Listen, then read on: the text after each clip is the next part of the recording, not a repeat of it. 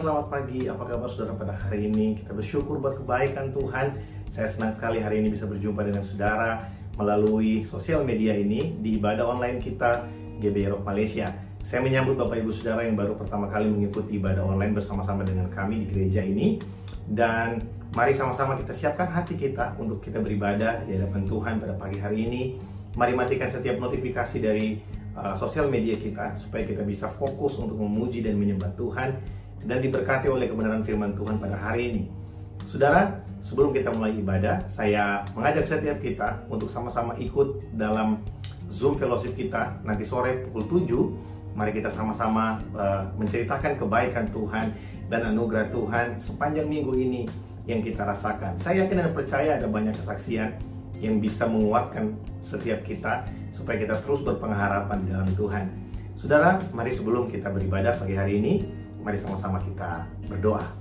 Kami bersyukur Tuhan Yesus buat hari ini. Terima kasih kami ada di minggu yang terakhir di bulan Agustus. Terima kasih buat sepanjang bulan Tuhan menyertai kami, Tuhan memberkati kami, dan Engkau menuntun kami, memelihara kehidupan kami Tuhan. Dan Bapa, pagi hari ini sebagai ucapan syukur kami akan datang di hadapan-Mu. Kami mau buka hati kami selebar-lebarnya bagi Engkau. Kami mau menyanyi, memuji Engkau, bersorak-sorai sebab Engkau Allah yang dahsyat dalam kehidupan kami. Terima kasih Bapa, memberkati setiap kami, di setiap rumah, di tempat kami masing-masing Tuhan. Kami percaya 2-3 orang berkumpul atas nama-Mu, Engkau hadir. Dan kalau Engkau hadir, Engkau pasti melakukan sesuatu buat kami. Terima kasih Bapa, datanglah kerajaan-Mu dan jadilah kehendak-Mu dalam hidup kami seperti di sorga. Dalam nama Yesus kami berdoa, haleluya, amin. Saudara, selamat beribadah, selamat menikmati hadirat Tuhan di tempat kita masing-masing.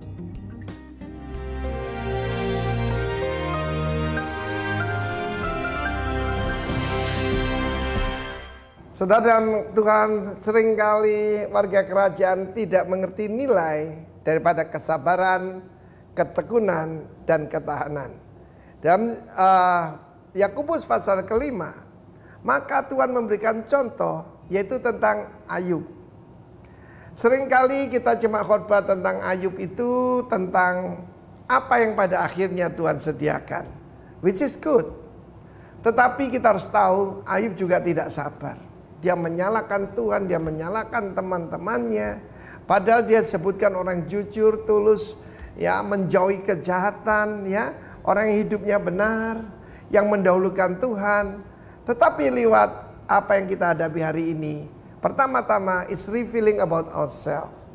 Dan firman Allah mengatakan, tirulah teladan dari para nabi yang berbicara demi nama Tuhan. Saya berbicara pada rekan-rekan saya, hamba-hamba Tuhan yang berbicara demi nama Tuhan, setiap kepala keluarga, apa yang Tuhan tuntut daripada kita. Dan apa yang orang-orang yang kita pimpin atau keluarga kita mau lihat daripada kita. Pertama tentu saja kesabaran itu. Dan ketekunan dan ketabahan itu tidak mudah saudara. Ketekunan itu melakukan sesuatu secara berulang-ulang sehingga menjadi satu habit. Endurance itu tidak banyak orang yang mendapatkannya. Kesabaran itu makrotimia. Ketekunan itu hipomone. Dengan tetap joyful, tetap melakukan tugas-tugas kita. Sekalipun ada banyak tekanan, banyak kesulitan. Dan kemudian hipomeno, itu endurance, ketahanan. Saudaraku kasihan Tuhan, in your patience possess ye your soul. Di dalam ketekunanmu, kamu akan menyelamatkan jiwamu. Itu firman Tuhan. Kita belajar tentang Ayub. Tapi penekanannya di sini apa yang pada akhirnya Tuhan sediakan. Kita bicara tentang the end. Akhir segala sesuatu lebih baik daripada awalnya. Saya memulai pelayanan saya dan kehidupan mengikut Kristus 40 tahun yang lalu. Yang penting bukan awalnya. Bagaimana saya mengakhirinya. Apakah saya akan mencapai yaitu keutuhan, ya, sempurna, lacking nothing. Karena itu yang penting itu bukan doing, bukan khotbah saya, bukan nubuatan, bukan tulisan-tulisan saya, yang penting itu being. Karena firman Tuhan dikatakan Tuhan itu maha penyayang, penuh dengan belas kasihan, ya. Polis planktos itu artinya lebih dari belas kasihan, tapi luar biasa, ya. Kalau saya membaca itu, karena goalnya itu Tuhan Yesus. Ketika Tuhan melihat orang banyak yang terlantar itu, tergeraklah hatinya oleh apa? Belas kasihan. Biarlah saudara dan saya yang mencapai buah yang matang, tidak kekurangan sesuatu apapun, dan biarlah sifat Tuhan itu ada pada kita. Saya percaya setelah melalui ujian itu, Ayub menjadi pribadi yang baru. Karena firman Allah mengatakan, ketika Ayub berdoa buat teman-temannya yang mengata-ngatai dia, maka saudaraku, Tuhan memulihkan keadaannya. Baru-baru ini sedikit kesaksian, saya diberitakan di mana-mana Pak Arifin itu tinggal menunggu waktu karena terpapar COVID-19. Padahal tidak seperti itu. Tapi di situ saya tahu ada orang yang mengutuki saya dan ada orang yang mendoakan saya. Dan apa tugas saya? Mendoakan orang-orang yang pura-pura baik itu, saudaraku. Supaya apa? Supaya nanti seperti Ayub, maka Tuhan menyediakan mahkota kehidupan. Saya yakin dan percaya, nanti pelajari lagi kitab Yakobus ini luar biasa, very practical. Dan saya percaya saudara dan saya mencari mahkota kehidupan itu yang sifatnya kekal. God bless you, warga kerajaan. Shalom jemaat Tuhan, selamat pagi, selamat kita berjumpa kembali. Mari kita sama-sama siapkan hati kita. Kita ingin menyembah Tuhan, kita ingin bernyanyi bagi Tuhan. Kita ada sebagaimana kita ada, ini semua karena kemurahan Tuhan. Haleluya. Mari kita mau angkat pujian kita pagi hari ini, menyadari semuanya karena berkat yang Tuhan berikan kepada kita. Haleluya, terima kasih Tuhan. Terima kasih Yesus. Terima kasih Tuhan. Glory Tuhan Yesus.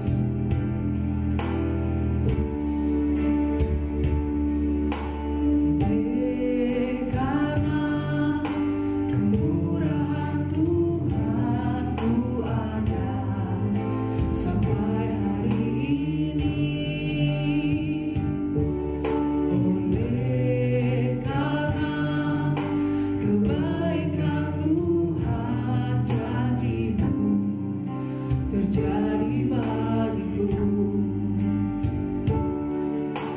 Oleh karena kemurahan Tuhan ku ada sampai hari ini. Oleh karena kebaikan Tuhan, janji-Mu terjadi bagiku.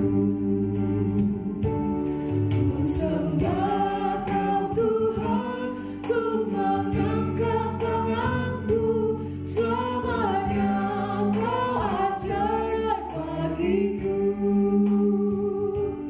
Ku sembah Kau Tuhan, ku mengangkat wajahku, selamanya Kau hebat bagiku.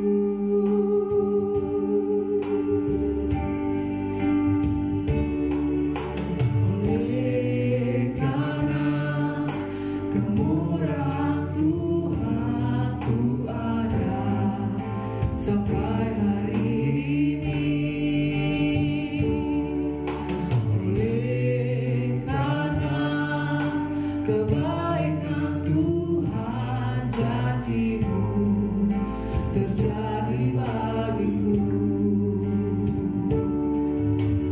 Oleh karena kemurahan Tuhan ku ada sampai hari ini. Oleh karena kebaikan Tuhan, janji-Mu terjadi bagiku. Sembah Kau Tuhan, ku mengangkat tanganku, selamanya Kau ajaib bagiku.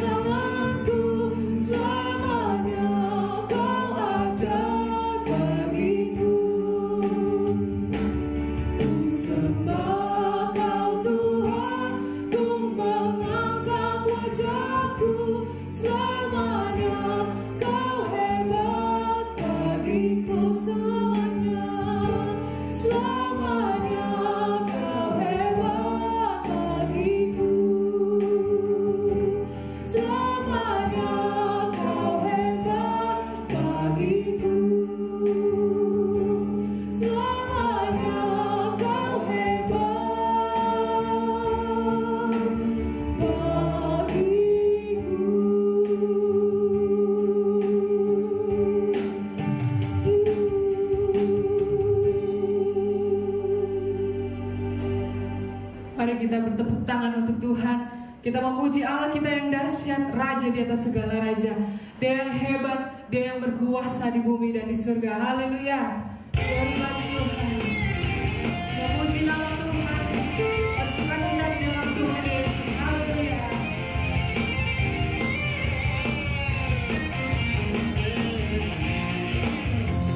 Berkuasa di bumi di surga.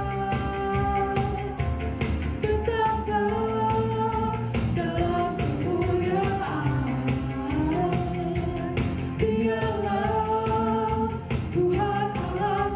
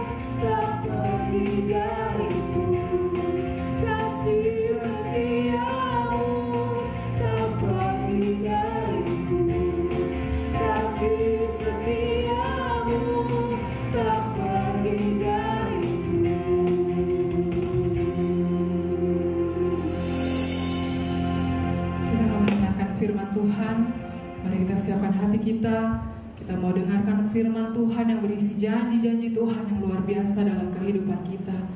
Terima kasih banyak Tuhan Yesus. Terima kasih Tuhan. Kami percaya akan kuasa-Mu Tuhan, dan janji-Mu yang terjadi dalam kehidupan kami. Terima kasih banyak Tuhan Yesus. Haleluya. Haleluya Tuhan.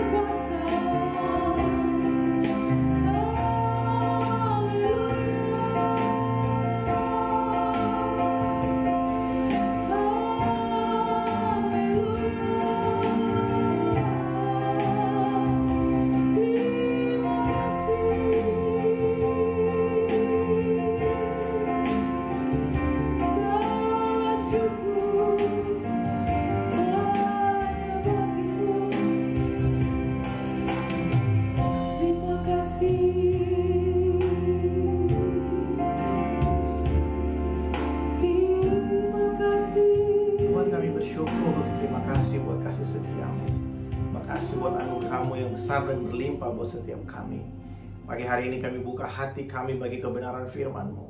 Mari Kau berbicara buat setiap kami Tuhan.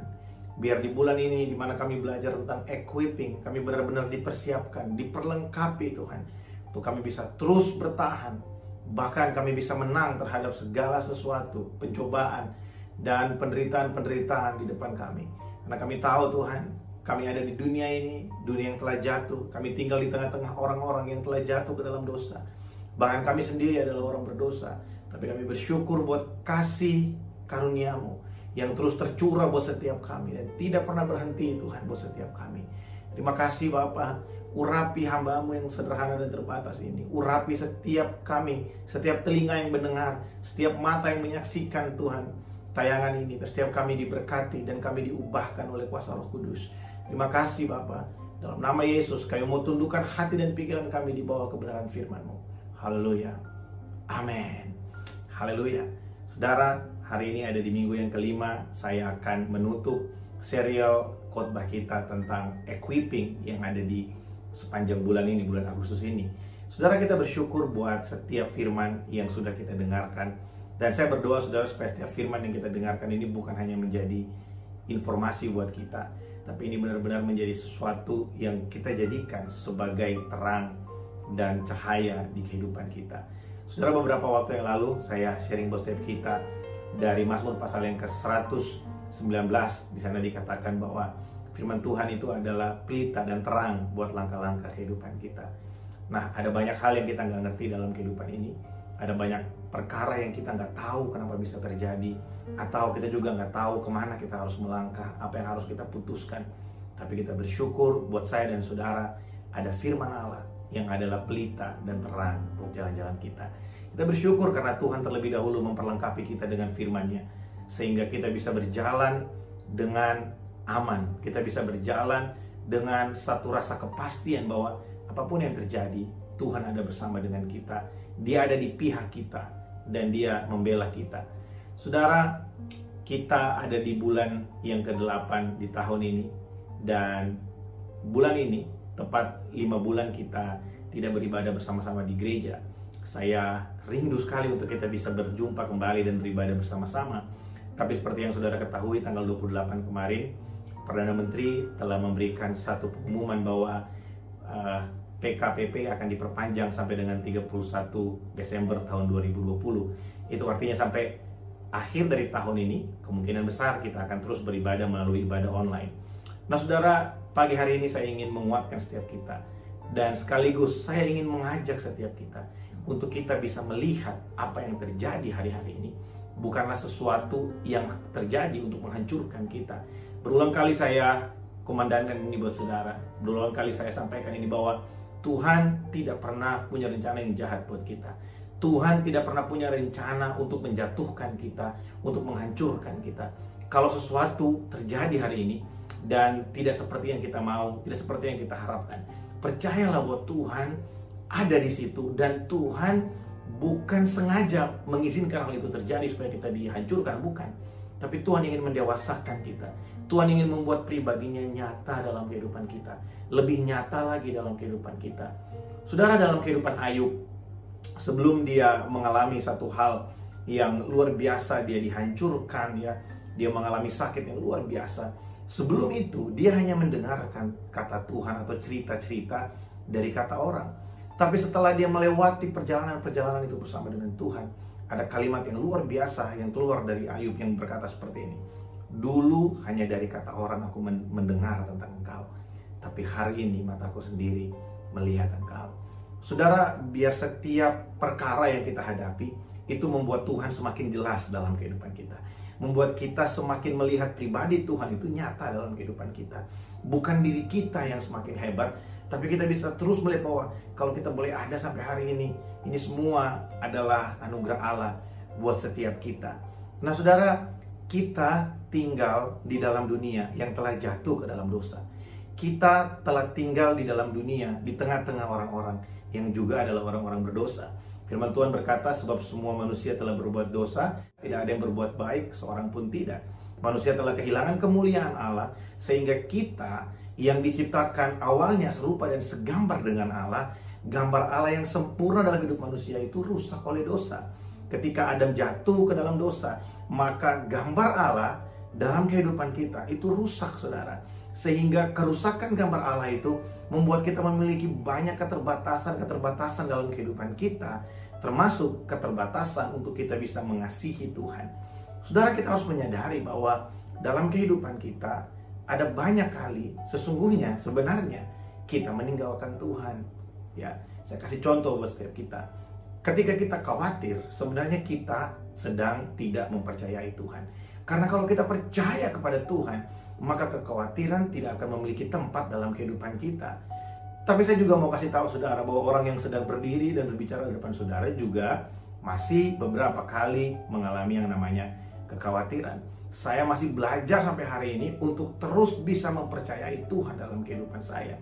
Dan saya ingin share ini buat saudara. Saya ingin berbagi buat setiap kita bahwa setiap kita harus belajar untuk kita bisa merenungkan firman Allah lebih daripada merenungkan kekhawatiran-kekhawatiran kita. Saudara tahu bahwa sebenarnya orang yang suka khawatir, yang gampang khawatir, sebenarnya mereka adalah orang-orang yang sangat mudah atau jago dalam merenungkan sesuatu. Orang bisa khawatir karena dia kelebihan merenungkan ketakutan-ketakutannya. Ya, ketika kita mendengarkan kabar yang buruk, ketika kita mendengarkan satu berita yang kurang baik, maka kekhawatiran itu, rasa takut itu akan terus berkomandan di hati dan pikiran kita. Bukankah itu proses perenungan? Ketika sesuatu kita pikirkan terus, sehingga ketakutan yang kita terus renungkan akan menghasilkan kekhawatiran. Ketakutan yang terus direnungkan akan menghasilkan kekhawatiran. Tapi coba kita ganti bahan perenungan kita. Ketika kita mendengarkan kabar yang tidak baik, ketika kita mendengarkan satu hal yang tidak enak dalam kehidupan kita, mari coba ketika iblis menawarkan kita untuk kita bisa merenungkan hal-hal yang buruk yang bisa terjadi di hari-hari esok. Coba kita ganti dengan merenungkan bagaimana Tuhan pernah melakukan perkara yang ajaib buat kita. Atau kita merenungkan bagaimana Tuhan pernah melakukan perkara yang ajaib ketika bangsa Israel dikeluarkan dari Mesir. Tuhan pernah melakukan perkara ajaib ketika Yesus hidup di muka bumi, bagaimana dia bisa melaksanakan segala sesuatu dengan begitu sempurna. Dia menyembuhkan, dia membangkitkan orang mati, dia melipat gandakan apa yang terbatas dalam kehidupan kita. Saudara, bahan perenungan kita akan menentukan apa yang keluar dari diri kita. Kalau kita merenungkan kekhawatiran, ketakutan kita, maka kita akan hidup dikuasai oleh rasa takut dan rasa khawatir. Tapi kalau kita membiasakan diri merenungkan firman Allah, merenungkan kebenaran firman Tuhan, merenungkan perkataan-perkataan Tuhan buat kita, maka yang keluar dari hidup kita adalah iman dan pengharapan. Saudara, biar perenungan kita hari ini melahirkan iman buat kita. Karena ada banyak sekali orang hari-hari ini yang hidup di dalam ketakutan dan kekhawatiran tentang apa yang akan terjadi tahun depan, bagaimana tahun ini akan berakhir. Tapi saya mau kasih tahu kabar baik buat saudara. Kita adalah anak-anak dari Bapa di sorga. Kita adalah anak-anak Raja dan Dia memelihara kehidupan kita. Saudara, kita tinggal di tengah-tengah dunia yang telah jatuh ke dalam dosa. Jangan berikan kesempatan kepada iblis untuk membuat kita hidup dikuasai oleh kekhawatiran. Tapi mari kita pakai kehidupan kita, pikiran kita untuk merenungkan kebenaran firman Allah, merenungkan janji-janji Allah dalam kehidupan kita. Karena keadaan bisa berubah, perasaan kita bisa berubah, tapi firman Tuhan itu tidak akan pernah bisa berubah.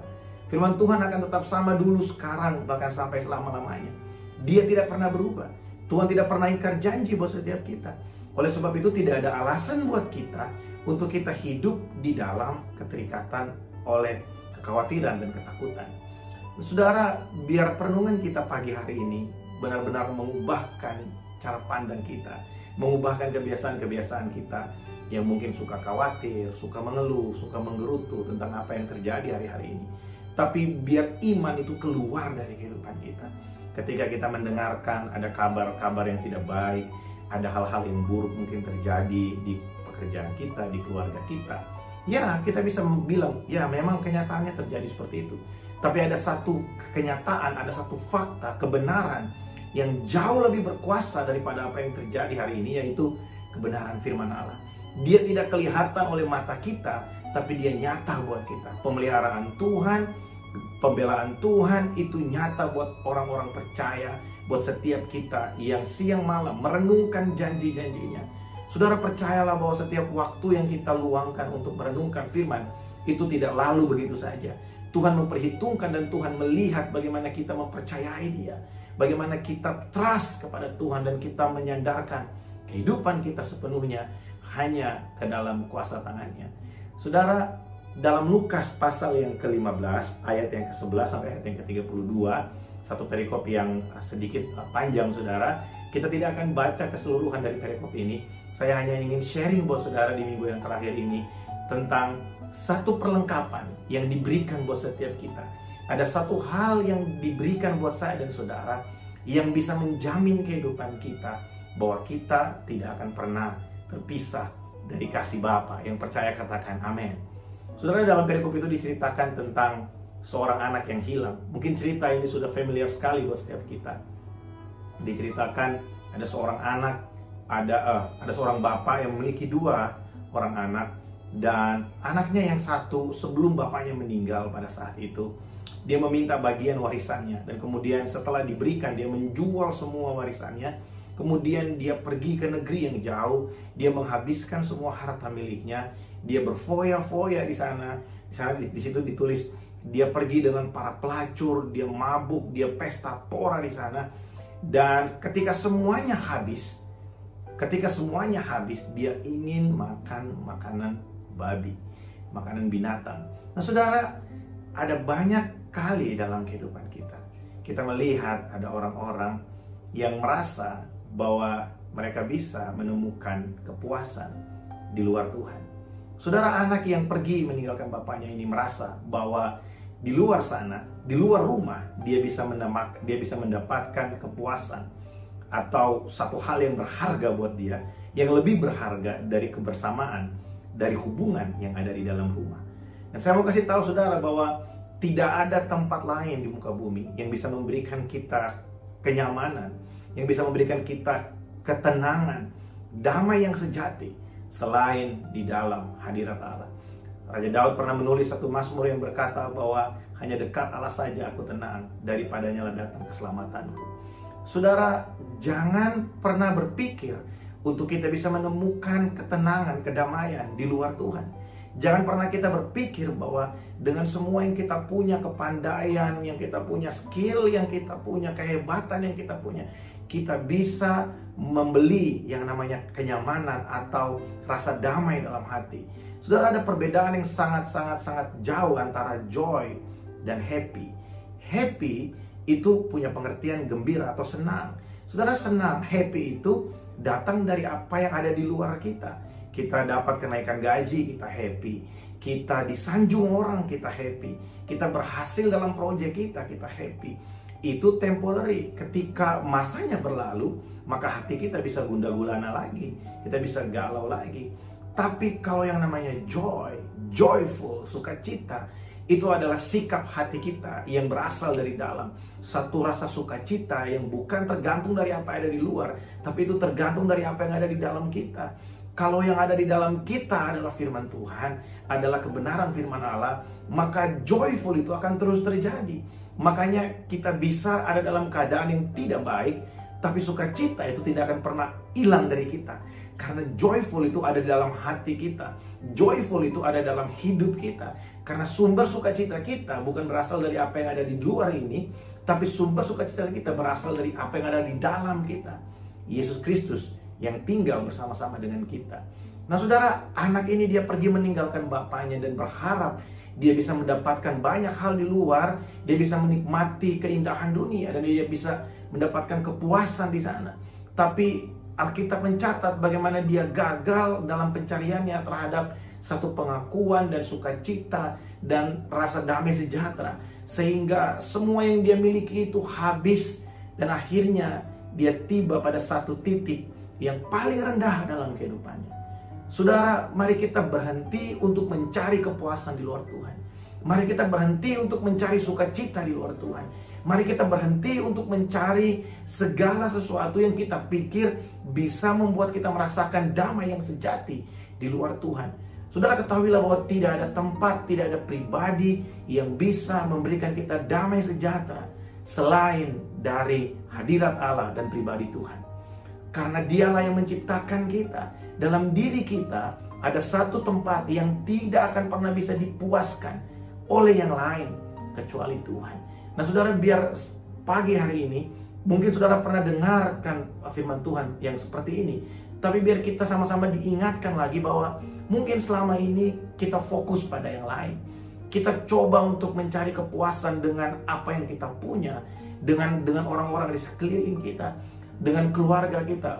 Baik kalau kita stay together dengan keluarga kita, tapi jangan lupa bahwa yang paling penting adalah di tengah-tengah keluarga kita, Yesus harus tetap menjadi sumber sukacita kita. Yesus tetap menjadi sumber kebahagiaan kita. Kita bahagia karena kita sama-sama dengan keluarga kita. Kita bisa menikmati kebaikan Tuhan, pemeliharaan Tuhan sampai hari ini. Yang percaya katakan amin.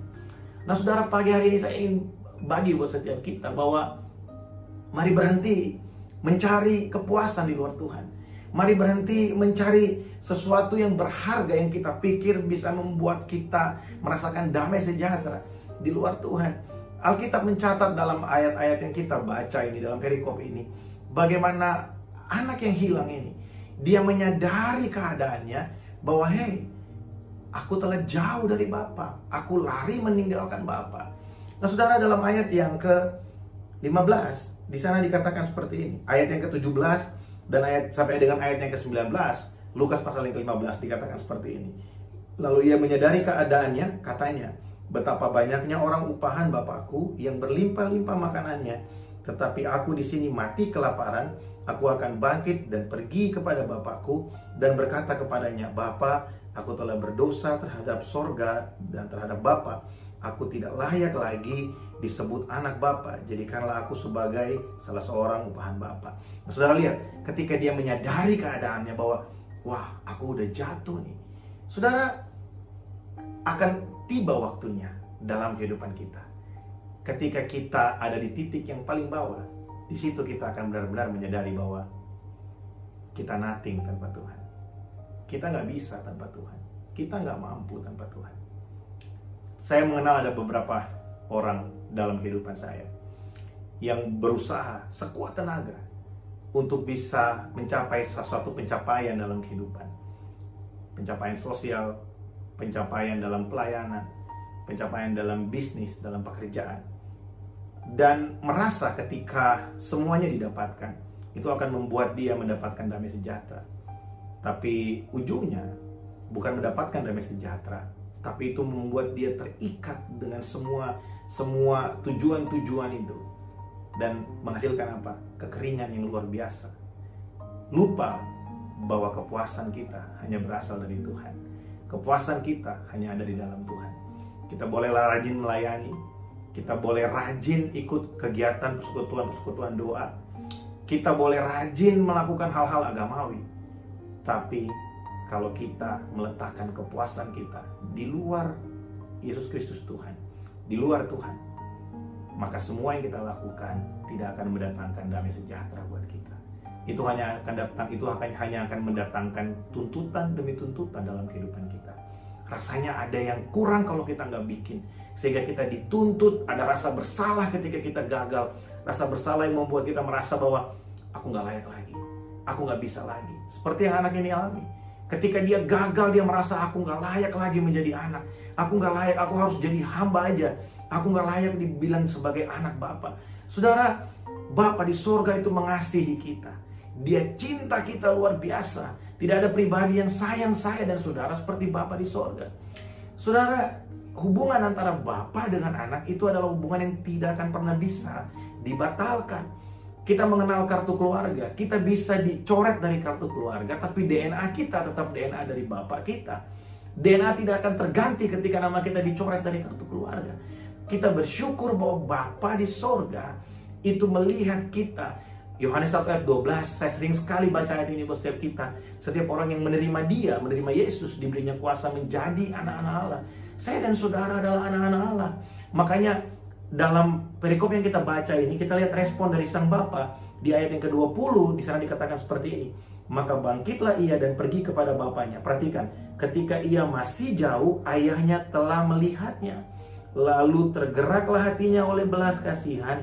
Ayahnya itu berlari mendapatkan dia, lalu merangkul dan mencium dia. Saudara, di situ dikatakan begini. Waktu anak yang hilang ini kembali kepada bapa, saudara, masih jauh sang bapa telah melihat dia. Masih jauh bapaknya telah melihat dia. Saudara, ada ayat yang berkata begini, Yesus Kristus telah mati bagi kita. Bukan ketika kita rajin berdoa, bukan.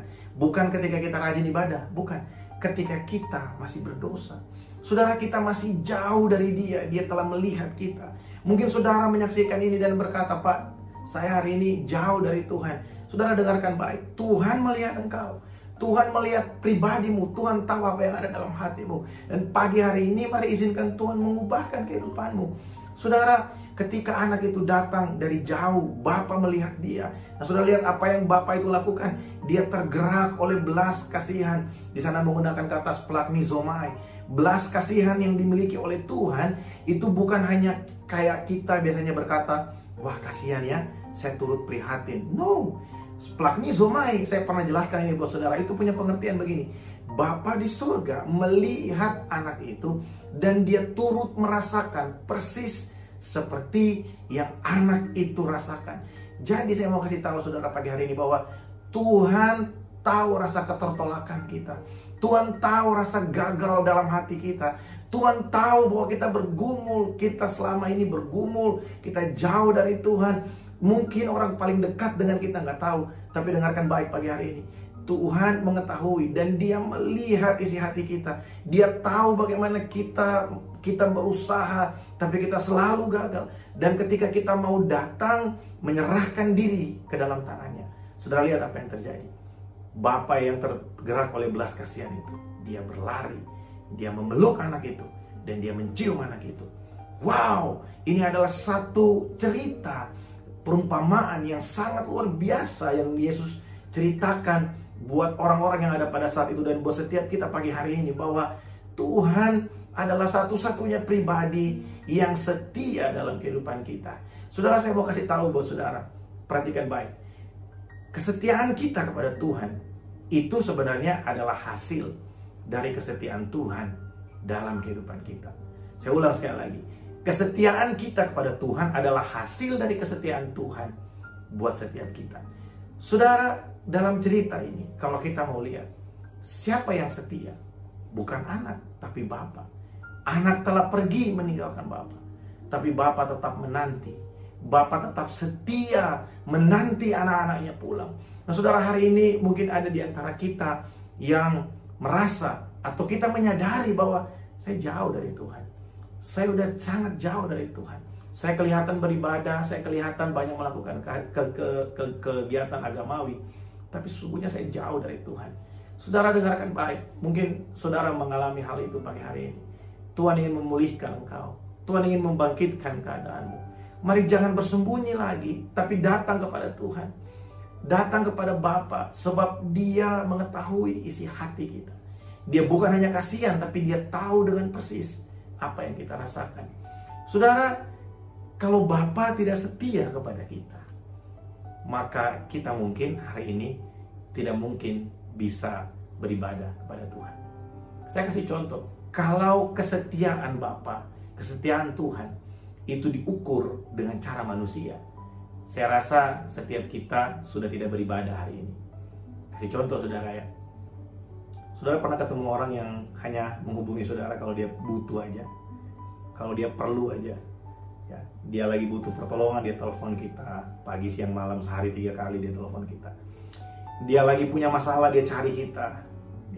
Dia lagi galau, dia cari kita.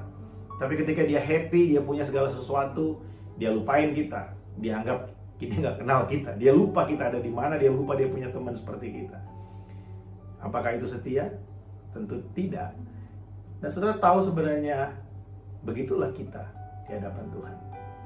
Jujur atau tidak, kita harus mengakui bahwa seringkali kita hanya datang kepada Tuhan ketika kita butuh sesuatu. kita datang kepada Bapa hanya ketika kita butuh pertolongan? Pernahkah kita datang kepada Tuhan tanpa permintaan, hanya datang menyembah Dia? Pernahkah kita datang ke hadapan Tuhan tanpa membawa permintaan kita? Kita hanya bawa pujian syukur kita untuk semua yang sudah Tuhan lakukan, untuk cintanya yang besar buat kita. Pernahkah kita datang kepadanya dalam doa kita, mungkin 10 menit, 15 menit, tanpa memberikan permintaan apa-apa, tapi kita datang hanya berterima kasih kepada Tuhan karena Dia baik buat setiap kita. Hanya sedikit orang yang melakukan hal ini. Tapi saya mau kasih tahu saudara, makanya Tuhan tidak memperhitungkan apa yang kita lakukan. Seperti Tuhan tidak memperlakukan kita seperti kita memperlakukan Tuhan.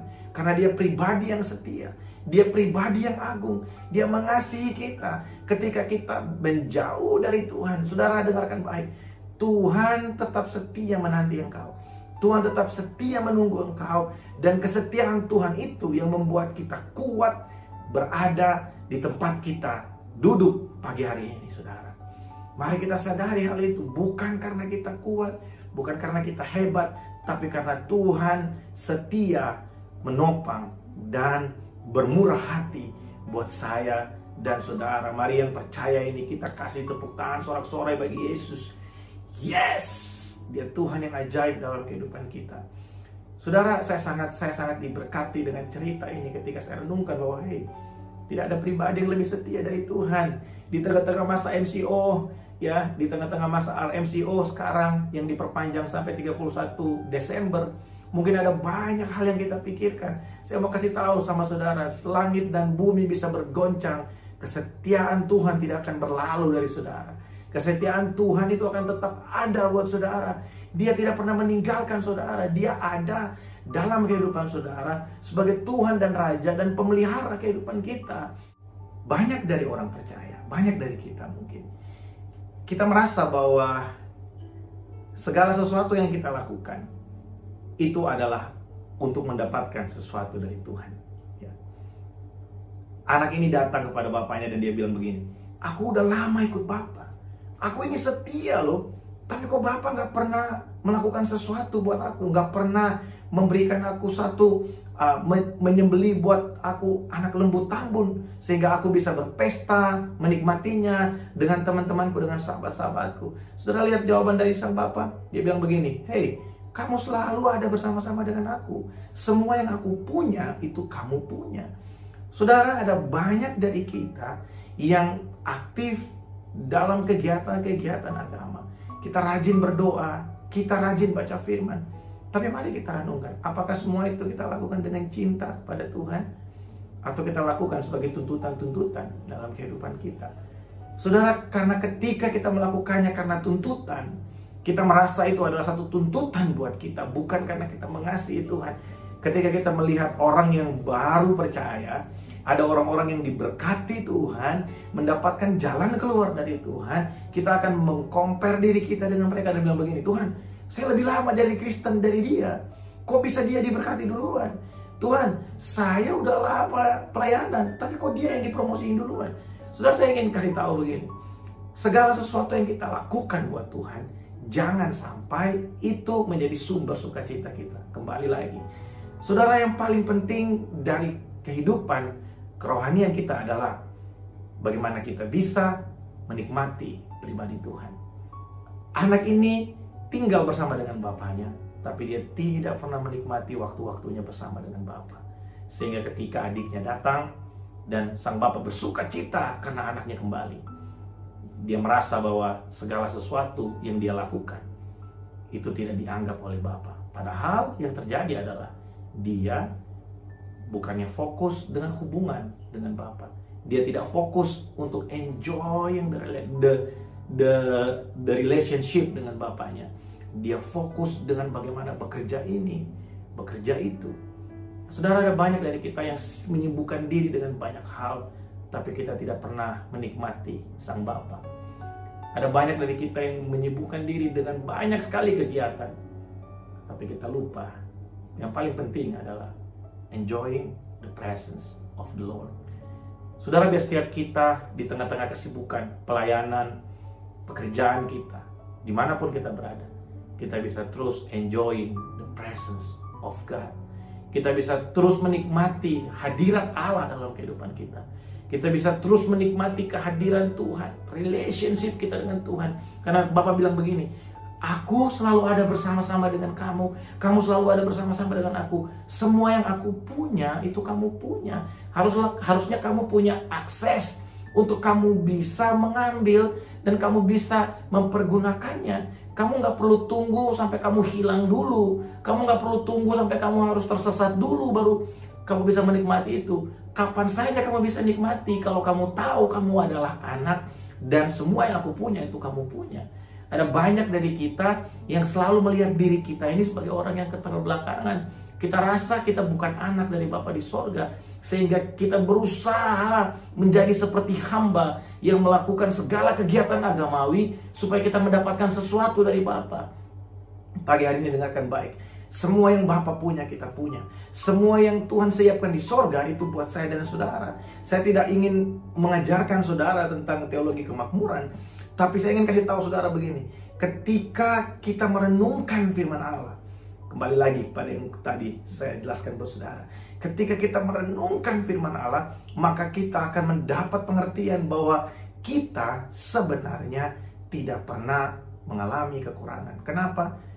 Karena apa yang Bapa punya itu kita punya. Kadang yang terjadi adalah kita kurang percaya dengan penyediaan Tuhan. Kita kurang percaya dengan apa yang Bapa sudah siapkan buat kita. Sehingga perenungan kita adalah ketakutan-ketakutan yang sebenarnya tidak terjadi dalam kehidupan kita. Iblis selalu menawarkan ketakutan untuk kita renungkan. Tapi firman Tuhan selalu menawarkan kebaikan Tuhan, kesetiaan Tuhan untuk kita renungkan dan melahirkan faith, iman dalam kehidupan kita. Saudara, pagi hari ini saya sampai pada kesimpulan. Saya ingin kasih tahu saudara beberapa ayat yang luar biasa. 2 Timotius pasal yang kedua ayat yang ke-13 yang dikatakan seperti ini. Jika kita tidak setia, dia tetap setia karena dia tidak dapat menyangkal dirinya. Saudara, saya pernah bawakan ini dalam daily devotion. Ketika kita merasa segala sesuatu berat dalam hidup kita, dan akhirnya mungkin kita menjauh dari Tuhan, kita kecewa dan meninggalkan Tuhan. Saudara, dengarkan baik. Tuhan tetap setia dan dia tidak pernah menolak saudara. Kenapa? Karena dia tinggal di dalam saudara. Dia tinggal di dalam kita. Dan dia tidak pernah bisa menyangkal dirinya sendiri. Dia mengasihi saya dan saudara. Dia mati buat saya dan saudara. Tidak ada alasan untuk kita tidak berpaling kepada Bapa. Saudara tahu, di bulan ini kita belajar tentang equipping. Ada satu perlengkapan yang Tuhan berikan buat kita, yang tidak akan pernah hilang dari kita, yaitu kasih setia Tuhan. Itu kekal sampai selama-lamanya. Dia akan tetap ada. Kasih setia Tuhan menopang kehidupan kita. Kasih setia Tuhan menopang segala sesuatu yang ada dalam kehidupan kita. Saudara, mari sadari itu. Mari sadari hal itu, bahwa kasih setia Tuhan itu ada buat setiap kita. Tidak ada pribadi yang mengasihi saya dan saudara seperti Tuhan mengasihi kita. Mari kita tundukkan kepala pagi hari ini. Bapa, terima kasih buat firman-Mu. Terima kasih buat kebenaran-Mu. Hamba-Mu berhenti pagi hari ini berbicara. Roh Kudus, mari Engkau terus berbicara buat setiap kami. Sampaikan isi hati-Mu, kuatkan yang lemah, pulihkan yang terluka Tuhan. Sembuhkan hati kami pagi hari ini. Mari Roh Kudus berbicara buat setiap pribadi. Biar kami mendapatkan sesuatu yang baik dari Engkau Tuhan hari ini. Kami tahu tidak ada pribadi lain yang mengasihi kami seperti Engkau. Tidak ada pribadi lain yang cinta kami seperti Tuhan mencintai kami. Kami bangga memiliki Allah seperti Engkau Tuhan. Pagi hari ini Tuhan, kami bersyukur buat sepanjang bulan Agustus yang luar biasa Tuhan menyertai kami. Luar biasa Tuhan memelihara kehidupan kami. Kami percaya sampai di akhir tahun ini Tuhan, sekalipun keadaan ini masih tetap sama, tapi kami percaya Tuhan akan terus memelihara kami. Tuhan akan terus menunjukkan kebaikan demi kebaikan buat kami. Dan kami percaya Tuhan, bulan ini, di akhir bulan ini, kami akan menikmati berkat yang luar biasa dari Tuhan. Terima kasih Tuhan, pagi hari ini kami melepaskan berkat-Mu buat Malaysia Tuhan. Shalom dari Tuhan terjadi buat Malaysia, buat pemerintahan bangsa ini. Terima kasih Tuhan, terima kasih. Hamba berdoa memberkati umat-Mu dimanapun berada. Setiap persembahan yang mereka berikan Tuhan melalui transfer ke rekening gereja diberkati oleh Tuhan. Semua yang mereka lakukan dengan kedua tangan mereka diberkati dengan keberhasilan. Di dalam nama Yesus. Tuhan, terima kasih Tuhan buat pagi hari ini. Kami akan berpisah, kami akan melaksanakan semua pekerjaan kami sepanjang minggu ini, dan kami akan menerima berkat dari Engkau pagi hari ini. Mari angkat kedua tangan saudara. Saudara yang terkasih, arahkanlah hatimu kepada Tuhan. Terimalah berkat dan rahmat dari Allah Bapa, kasih dan cinta di dalam Tuhan Yesus Kristus, serta persekutuan yang manis dengan Allah Roh Kudus menyertai setiap kita mulai pagi hari ini sampai Maranatha. Yesus datang pada kali kedua. Semua yang terima berkat ini sama-sama berkata amin. Saudara, selamat hari Minggu.